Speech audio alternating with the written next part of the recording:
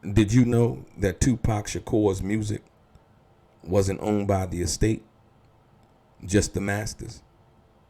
Dr. Dre cashed out, but Afeni Shakur cashed out back in 2007. Or you forgot about it, or you didn't know? Let's get into some of this straight game. Yeah, blackjack.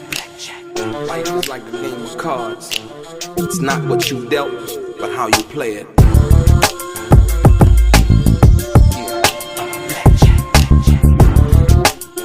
To play each situation correctly. I remember they used to laugh at a brother. Welcome back, guys. Welcome back. It's your boy DELRAY, Richardson, platinum artist, platinum songwriter, Straight Game TV. I thank you for tuning in. I appreciate your time. Do me a favor and hit the thumbs up button notification. Subscribe to the channel if you haven't already. And like I always say, tell a friend. And if you would like to be one of the first people notified when I drop some of this straight game, please do me a favor and click on that little bell notification right below this video. I'm going to get right into it.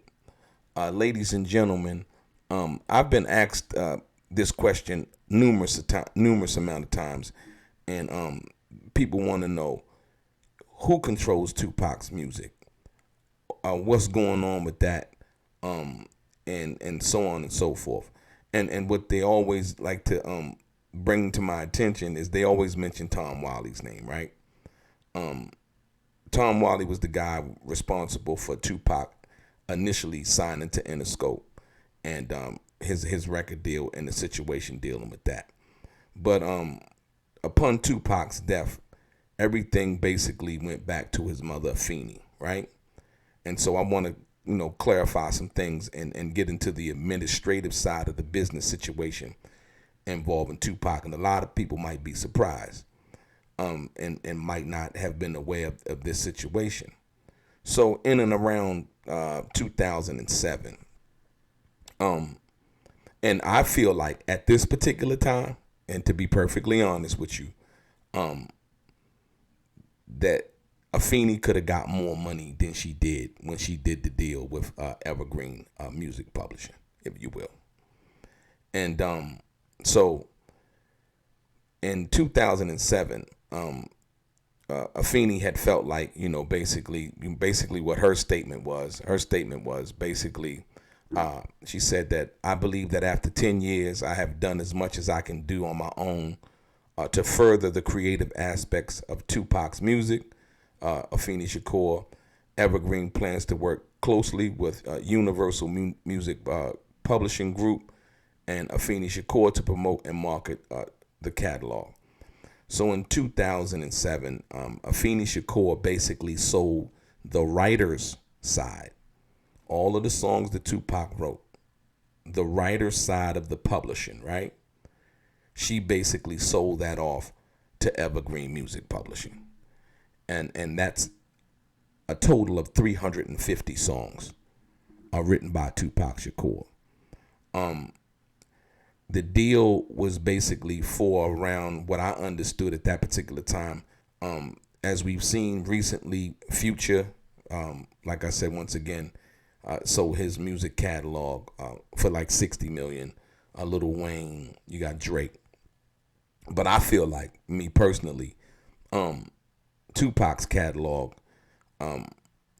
was worth more than all of their catalogs, if you will. Like Tupac had 350 songs, you know what I mean? And some of the stuff that wasn't even actually released at that particular time. And so from that perspective, like I said, 2007, Afeni does the deal basically with Evergreen Music Publishing and should I say Evergreen Copyrights, right? For his writer side, all of the songs that Tupac wrote, she basically sold that off to Evergreen. Universal Music owns the publishing side, the other publishing side of Tupac's music, right? And so, yeah, that's how that works. But the Tupac estate basically owns all of the masters to Tupac's music. So it works like this. So for for Universal or anybody to license 2Pac's music, before they can use it, they first have to go through the estate to get the master's license first, which that means the original recording of that song, the masters first. And then you go through Evergreen, and then you go through Universal, right? So that's three different entities, but they usually work closely together, and they come up basically with a price. Say if you wanted to license Dear Mama for a movie or television commercial or whatever, or one or 2Pac songs or something like that for some kind of event, commercial, or whatever.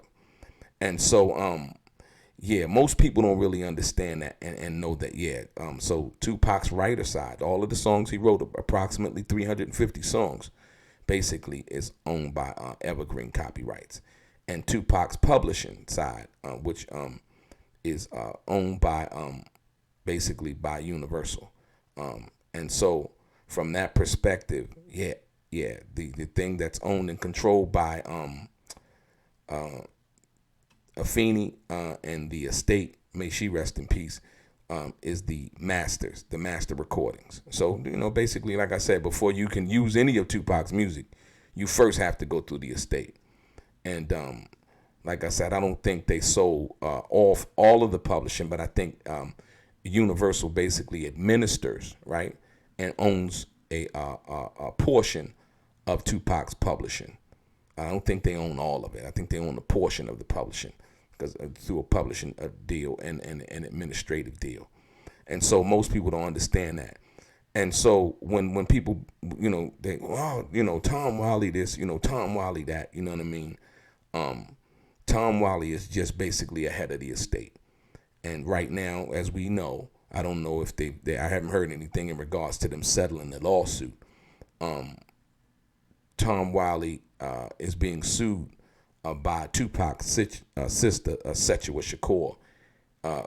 She basically alleged that Tom Wiley embezzled money. And so that is still going on, as far as I know, in Los Angeles, in the Superior Court, if you will. And so, so like the deal Dr. Dre just did with Shamrock Holdings, as well as with Universal, right? Afeni, back in 2007, she did a deal with basically with Evergreen Copyrights for the rights to 2Pac's, the writer side, the writer share of 2Pac's music. All of the songs he wrote, approximately 350 songs, she basically sold the rights to 2Pac's writers to Evergreen Copyrights. And like I said, once again, Universal Music, which is one of the biggest music publishers in the world, basically control the publishing side, and they administer the publishing side of 2Pac's music, while the estate basically owns and controls all of the master recordings in regards to that. So, three different entities. What I think about that, like I said, once again, the money that they're giving up now, Afeni was basically one of the first people, that I know from that perspective, hip hop wise, to do one of those deals. And like I said, it was kind of like, it was in the news, but it really didn't, because like I said, in 2007, we didn't have all of this social media where news would travel as fast as it does now. You know what I mean? But she was one of the first people that did that kind of deal. That Lil Wayne just did, Drake just did, Future just did,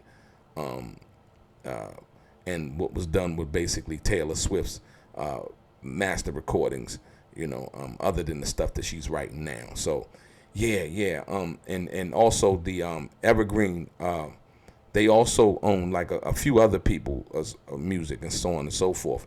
And basically, David Schuliff, co-CEO of Evergreen, says that several projects are in the works to promote the music, basically, of 2Pac at that particular time, 2Pac Resurrection, all of those things at that particular time when they did the deal.